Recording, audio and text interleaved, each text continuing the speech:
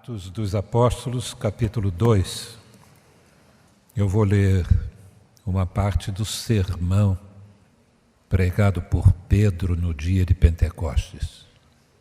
Lá pelas alturas do versículo 25, Pedro lembra as palavras de Davi e da experiência espiritual de Davi, em que Davi vai dizer a Deus que Deus não permitirá que o seu corpo veja a corrupção. E então Pedro vai dizer que Davi não estava falando isso de si mesmo, mas do Messias, porque o seu túmulo era conhecido naqueles dias e o seu corpo viu corrupção. E a partir do versículo 29, temos essa informação. Irmãos, posso dizer-lhes com franqueza que o patriarca Davi morreu e foi sepultado, e o seu túmulo está entre nós até o dia de hoje. Mas ele era profeta e sabia que Deus lhe prometera sob juramento que colocaria um dos seus descendentes em seu trono. Prevendo isso, falou da ressurreição do Cristo, que não foi abandonado no sepulcro e cujo corpo não sofreu decomposição.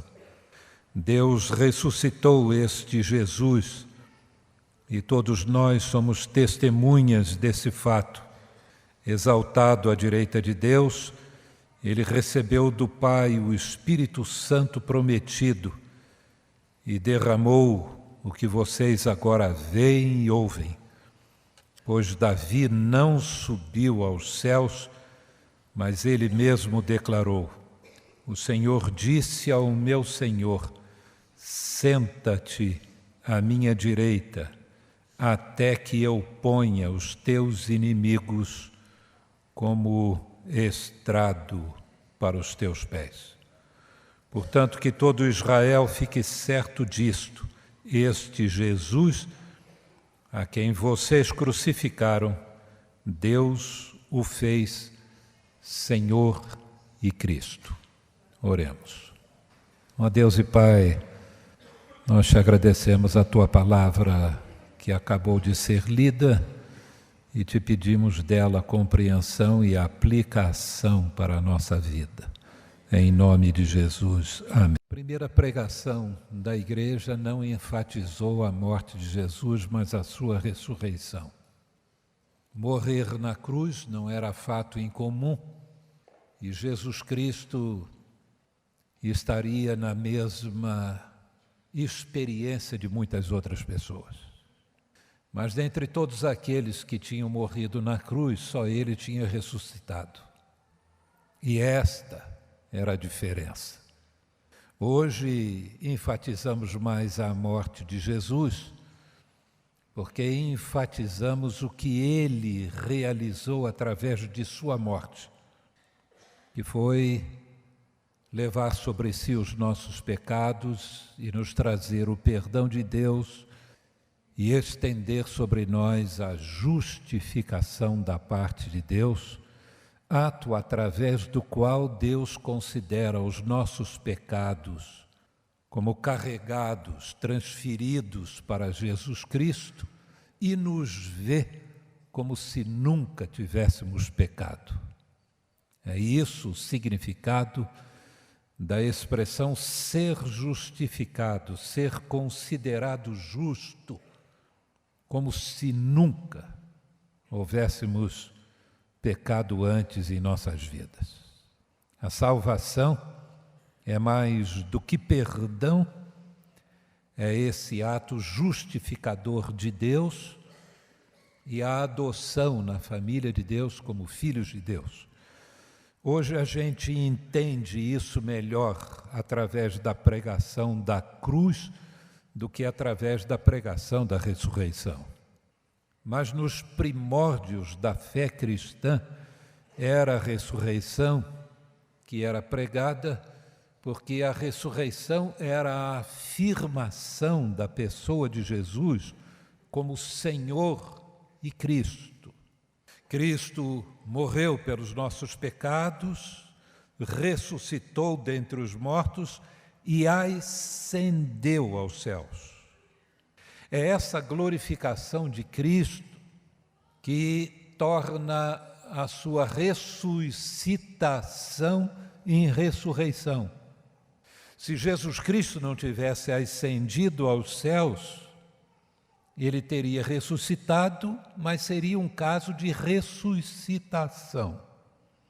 Ele estaria vivo, permaneceria vivo, nós o estaríamos vendo até os dias de hoje, mas é a sua ascensão aos céus que o exalta à direita do trono de Deus. Pedro, então, vai citar um salmo que você pode abrir e conferir, que é o salmo de número 110. É interessante, meus irmãos, esta menção que Pedro faz ao salmo 110. Sabem por quê? Porque este texto, o Salmo 110, é o texto do Velho Testamento mais frequentemente citado no Novo Testamento. Você sabia disso? Nós temos os nossos textos prediletos do Velho Testamento. E, via de regra, esses textos estão no livro de Salmos. Até algumas dezenas de anos atrás, o texto preferido no livro de Salmos era o Salmo 23. Um salmo que reflete o cuidado de Deus e a fragilidade humana. Boa teologia. E hoje o salmo predileto, em um grande número de países considerados com um expressivo número de evangélicos, não é mais o Salmo 23. Vocês sabem qual é. É o Salmo 91. Salmo que as pessoas deixam a sua Bíblia aberta para dizer que nada vai acontecer àqueles que confiam em Deus. Cobertura total, seguro, feito através da fé em Deus, fé na aliança, da qual Deus é fiel e cumpre, e o cumprimento é esse: não permitir que nada nos aconteça, que 1000 caem ao nosso lado, mas nós permanecemos de pé, que a epidemia rompe entre os homens, mas nós não ficaremos doentes, que nós não seremos molestados pela natureza, nem pelo sol de dia, nem pela lua de noite, que se houver uma espécie de furacão, Deus vai dirigir as coisas de tal maneira que no nosso endereço Ele vai dar uma dobrada, vai pegar a outra quadra e Deus vai fazer este zigue-zague, evitando atingir aqueles que são os seus filhos e paulada naqueles que não têm esta fé em Deus ou que não conhecem e não vivem os princípios que asseguram o sucesso espiritual. O Salmo 91, então, é o salmo predileto hoje. Mas se nós formos considerar qual o salmo predileto do Espírito Santo de Deus, é o Salmo 110. Porque é o salmo que ele mais cita. É o salmo que ele mais menciona, conforme nós lemos o Novo Testamento. E este é um salmo que trata não do cuidado de Deus sobre o homem, mas da exaltação do Messias. O assunto predileto do Espírito Santo é o Messias. Jesus disse que o Espírito Santo viria para falar, para testemunhar acerca dele. A conversa do Espírito Santo nos nossos corações é sobre Jesus. Não é sobre o cuidado de Deus sobre nós, mas é a exaltação de Cristo e é a pessoa de Jesus. Esse é o assunto principal.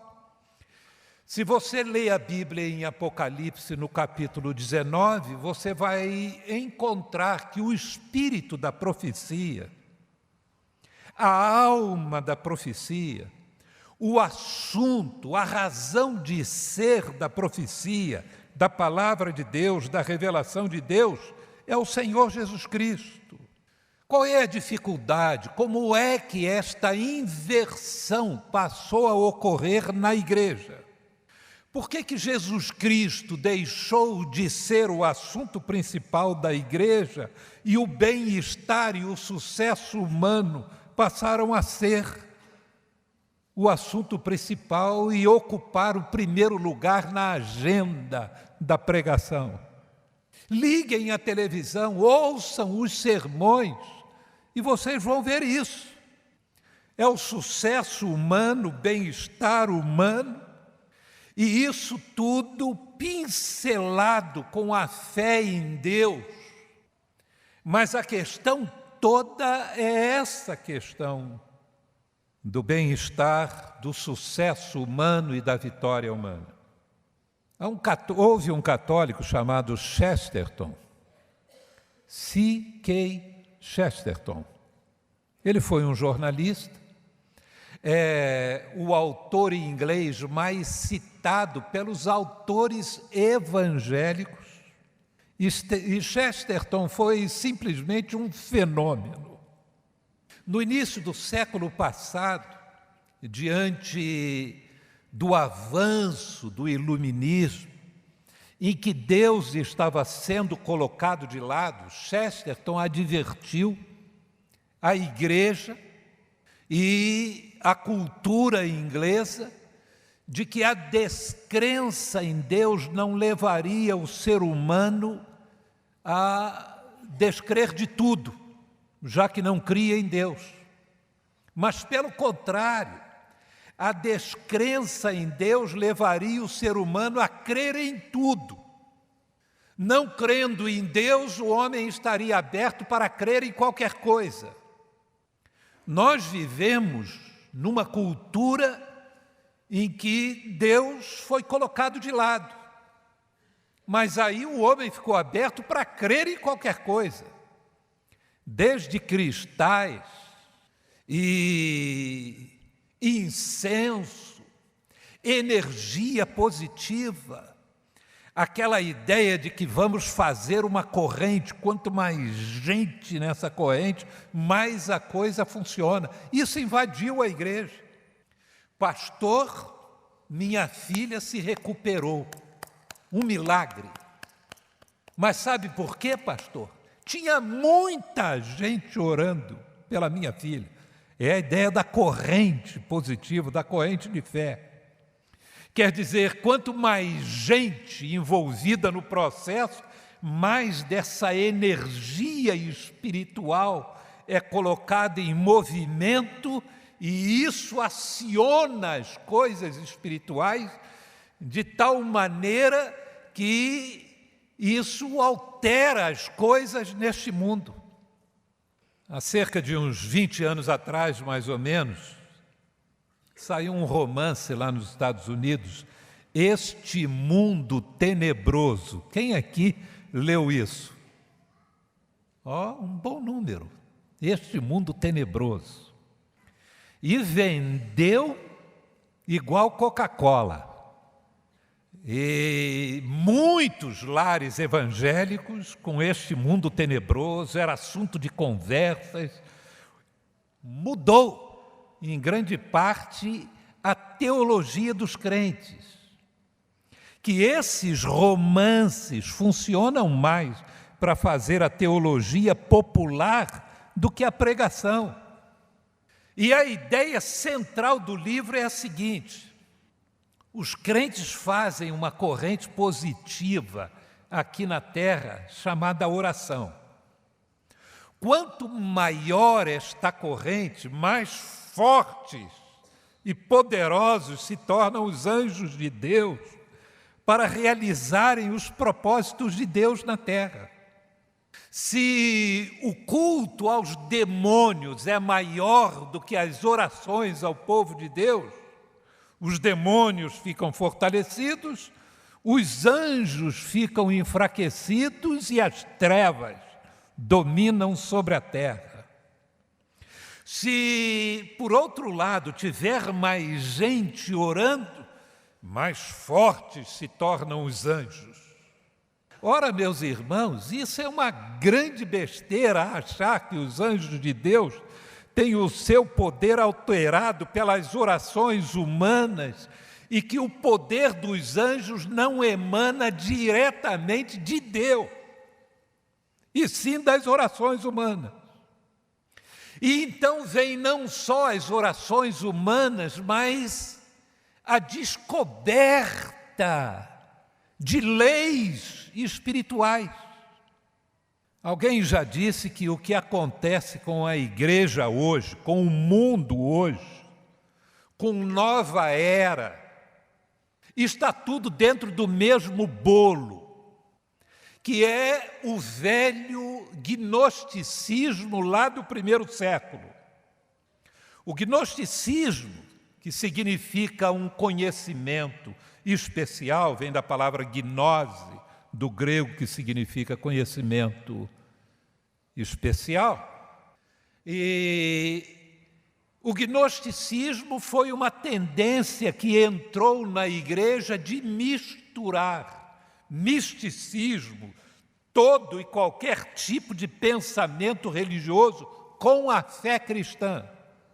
Isso tornava a pregação cristã mais palatável para o mundo daqueles dias, porque havia uma espécie de identificação entre a pregação cristã e a crença existente no mundo, as diversas crenças. O gnosticismo nunca teve uma teologia uniforme, definida. Era simplesmente uma colcha de retalhos. Aquele tipo de religião corte e cole. Sabe como é que é, né? Você corta um pedacinho aqui e cola, corta outro pedacinho de lá e cola. Não se importa se há divergência interna, contradição, nada disso. O que é que te agrada ali? Cortou, colou aqui na sua fé. O que mais te agrada daquele lado? Isso aqui, cortou, coloca aqui na sua fé. E os cristãos tinham uma fé assim.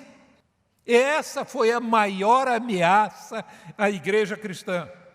E o interessante, meus prezados amigos, é que nesse corte e cole, o grande objetivo era afastar a obra de Jesus na cruz e a sua ressurreição. Era colocar o sucesso da vida cristã nessa espécie de conhecimento que as pessoas adquiriam, de como as coisas funcionavam no mundo espiritual. Observem bem o que os irmãos estão ouvindo pela televisão. Volta e meia, pregadores vão falar acerca de princípios espirituais. Você conhece o princípio espiritual, ou seja, como a coisa funciona? Aplica esse princípio espiritual e dá certo. O princípio, o grande princípio da semeadura, você vê aí na natureza. Você sustenta o ministério de alguém e você entrou nesse princípio de semeadura e você vai receber 20, 30 vezes mais. O princípio enunciado não é o da obediência à palavra de Deus. Não é o da santidade de vida e da confiança em Deus.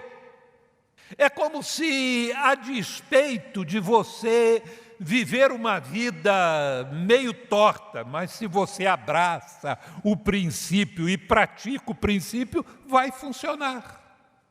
E as coisas sempre funcionarão, desde que você se utilize da receita correta. O Novo Testamento, meus irmãos, fala de obediência a Deus, fala de santidade de vida, de comunhão com Deus, e não de sucesso espiritual por qualquer outro meio, mesmo que a pessoa abra a Bíblia e use o nome de Deus. Vou dar aqui um exemplo. A Bíblia ensina, mostra com clareza que Deus é transcendente. Deus é um ser inalcançável, inatingível, incompreensível, além da imaginação humana. Aquilo que alguns teólogos chegaram a chamar de totalmente outro. E, ao mesmo tempo, Deus é imanente. Ou seja, Deus se faz presente, Deus chega até o ser humano, Deus se revela ao ser humano, Deus toca o ser humano, Deus entra na vida humana, como entrou na história humana na pessoa de Jesus. Agora, o que a Bíblia ensina é que este Deus, que está muito acima de nós, impõe a maneira conforme nós chegamos a Ele. Todo o livro de Levíticos é uma lição disso. Você quer se chegar a Deus? É assim, você tem que ir ao tabernáculo, você tem que levar uma oferta, você tem que levar para o sacerdote tem que fazer assim, antes de entrar ele tem que se banhar, ele tem que botar a roupa certa, ele tem que pegar lá na vítima que é oferecida no holocausto de maneira certa, tem que sacrificar essa vítima no lugar certo, tem que esquartejar a vítima da maneira certa, tem que jogar o sangue nos lugares certos. Deus diz, é assim, assim e assim. E se não for dessa maneira, não chega a mim. E quando o tabernáculo é inaugurado, sacerdotes, os filhos do sumo sacerdote, chegam de maneira estranha para o culto, oferecendo um outro tipo de fogo, que não foi aquele assinalado por Deus. Eles morrem fulminados, os filhos de Arão. Porque Deus estava querendo deixar essa lição, quer chegar até a mim, tem que ser do jeito que eu digo e no caminho que eu digo. Hoje as pessoas tratam a Deus com uma familiaridade que a gente fica impressionado. A Bíblia diz que o único mediador entre Deus e os homens é quem? Jesus Cristo. Você ouve dizer isso? A ideia de que o Espírito Santo reside dentro de nós, não entendemos para que ele reside.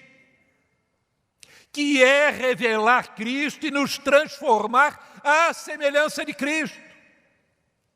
Mas nós consideramos como se fosse um caminho direto para Deus sem Jesus. É impressionante como Jesus tem ficado do lado de fora até da oração dos crentes. Não se ora mais em nome de Jesus. Paizinho querido, o senhor sabe como é que eu estou, né? Ajuda.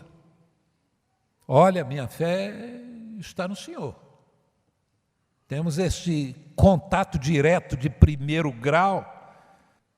E a pessoa não pensa que ela chega a Deus neste acesso por causa de Jesus. Por causa. Podemos até não mencionar, mas sabemos que é por causa de Jesus. O crente maduro sabe disso. E aí nós consideramos que nós estamos no centro. Cremos em tudo. Mas a igreja está passando a crer até mesmo na fé. Eu tenho fé. E se o mar não abrir, o que eu faço? Eu ando por cima das ondas. Ando mesmo? Ando mesmo por cima das ondas? O fato único que aconteceu do mar abrir, ou de alguém andar sobre as ondas, que foi Jesus e Pedro, que deu uma caminhadazinha e logo vacilou, se tornou uma situação geral, todos nós andamos. Se não abrir, a gente enfrenta. Então, quando alguém vira e diz assim, pastor, eu ando sobre o mar, eu disse, anda, mete a chanca. Se a água chegar à sua canela, você pensa 2 vezes. Se chegar no joelho, pensa 3 vezes. Se chegar na cintura, volta, meu irmão. Mas nós cremos que as coisas agora são assim. Eu vou mover o sobrenatural. E boas canções que a gente canta com uma vibração danada. Aonde que nós movemos o sobrenatural, meus irmãos?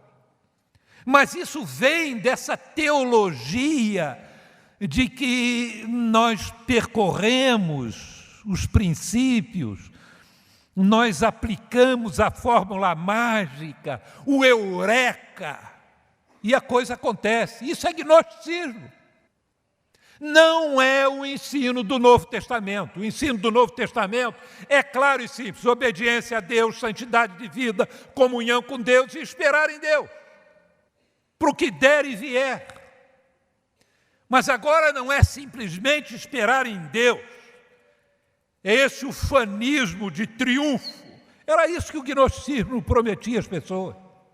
Você vai se dar bem. Você não é um iniciado, mas nós vamos iniciar você. E é interessante como essas coisas acontecem no ambiente evangélico aqui no Brasil. Alguns a gente percebe que são iniciados. Eles usam determinados termos na oração. Eu não vou repetir aqui, porque alguns de vocês repetem esses termos quando oram, e eu não quero constrangê-los, mas porque aprendem do que está aí. Mas as pessoas olham, ouvem e dizem assim, aquele é do nosso time, aquele sabe orar, porque usa determinados chavões. E o ser humano passa a ser o centro da coisa. A gente vem para o culto, mas o culto é bom se a gente sente a presença de Deus.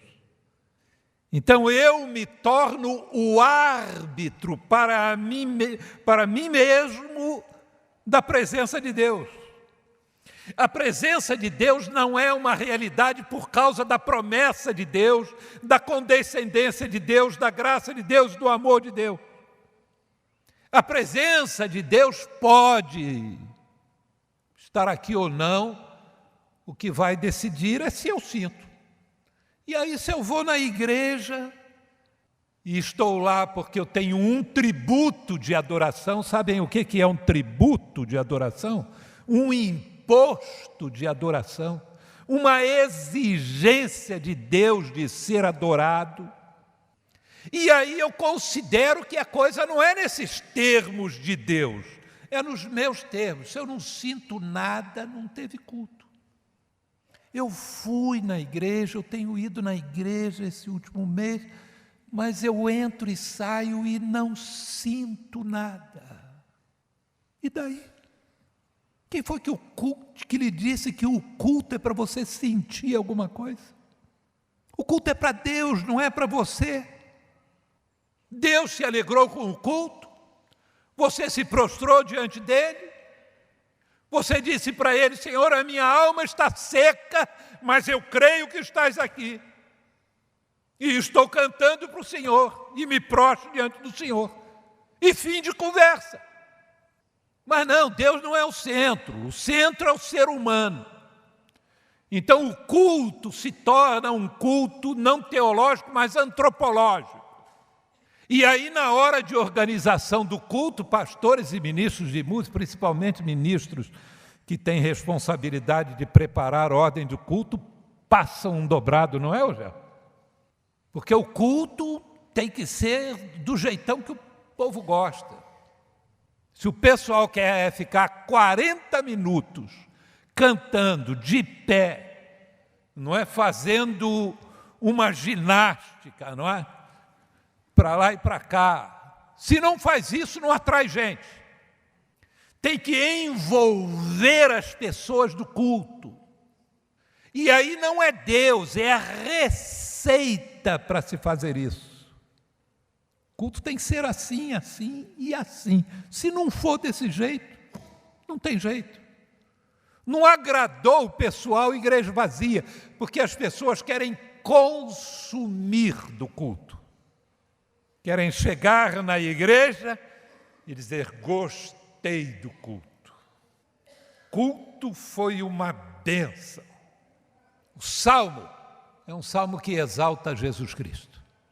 E diz que Jesus Cristo ascendeu aos céus até que os seus inimigos sejam postos como tapete para os seus pés. É esta centralidade de Cristo e da ação de Deus que leva à derrota dos inimigos. Não é outra coisa. Nós não triunfamos na vida cristã porque conhecemos os atalhos. Nós não nos tornamos crentes bem-sucedidos porque fazemos o que as pessoas querem, mas pela exaltação da pessoa de Jesus Cristo. Como é que um crente vence o pecado? Pela exaltação de Cristo na sua vida. Eu sei em quem tenho crido, disse o apóstolo Paulo. Ele sabia que a sua jornada cristã bem-sucedida era por causa da pessoa em quem ele tinha crido. Leiam, meus irmãos, as cartas de Paulo, de Pedro, de João, a de Judas, de Tiago. Esses são os doutrinadores da igreja. Observem se há uma ênfase na pessoa de Jesus ou se a ênfase é em fórmulas, em jeitos, em maneiras de se viver a vida cristã bem-sucedida. Observem isso. A obra do Espírito Santo, nós devemos lembrar sempre, é a exaltação de Cristo. E a única forma de nós vivermos a vida cristã vitoriosa é exaltando a Cristo. Nós precisamos estar alertas em relação a isso. Se não exaltamos a Cristo, se não o buscamos na palavra de Deus, se cultivamos um tipo de religião corte e cole, porque não lemos a Bíblia, não estudamos a Bíblia, não nos interessamos no fato de que Deus está construindo as coisas sobre a pessoa de Jesus, sobre a sua revelação nas pessoas, mas interpretada pela sua palavra. Que o conhecimento que precisamos ter é da palavra de Deus. Todas as gerações anteriores de evangélicos no Brasil criam nisso. Criam na importância de conhecer as Escrituras. Hoje, esse tipo de pregação está afastando as pessoas das Escrituras. Para que você vai ler esse livro grande, com trechos assim difíceis? Às vezes que você diz assim, são enfadonhos. Se alguém já esmiuçou para você e lhe dá uma dúzia de princípios, que com esses princípios você vai longe. Para que mais do que isso? Vamos nos voltar para a pessoa de Jesus. Desse Jesus exaltado por Deus, colocado à sua direita, e desse Jesus que é o caminho para a vida santa, que é o caminho para a vida bem-sucedida, que é o caminho para se tomar posse da vida eterna. Não há outro. Disse o Senhor a meu Senhor: assenta-te à minha direita, até que eu ponha os teus inimigos como tapete dos teus pés. Não transformem isso como se o Espírito Santo estivesse lhe dizendo: Deus está te chamando para você sentar à direita dele, até que ele ponha os teus inimigos como tapete dos teus pés. Não é isso. Há uma batalha, mas quem conquista a vitória e nos assegura a vitória é Jesus. Amém? Ó Deus e Pai, que a gente não esqueça isso. Que nós não nos deixemos levar por essas coisas que atraem as pessoas, que afagam o ego das pessoas, que as tornam crentes melhores do que outros crentes. Mas um tipo de pregação e de prática de vida cristã que não menciona, que esquece, que deixa de lado a pessoa de Jesus e a sua obra, que enaltece o ser humano, que tenta transformar a tua palavra em regras, em fórmulas mágicas, para se ser bem-sucedido na vida cristã. Não na vida cristã, mas na vida mundana, em se tornar mais poderoso, mais influente, mais rico, mais saudável, em vez de mais santo e mais semelhante a Jesus. Livra-nos destes desvios e ajude-nos, ó Deus, a não formularmos uma fé, uma crença desse tipo corte e cole, mas uma fé, uma crença fundamentada na Tua Palavra. Que nós nos disponhamos a ler as Escrituras, a aprender das Escrituras, para, deixando de confiar em Ti, não sejamos presas de pessoas que confiam em tudo. Em nome de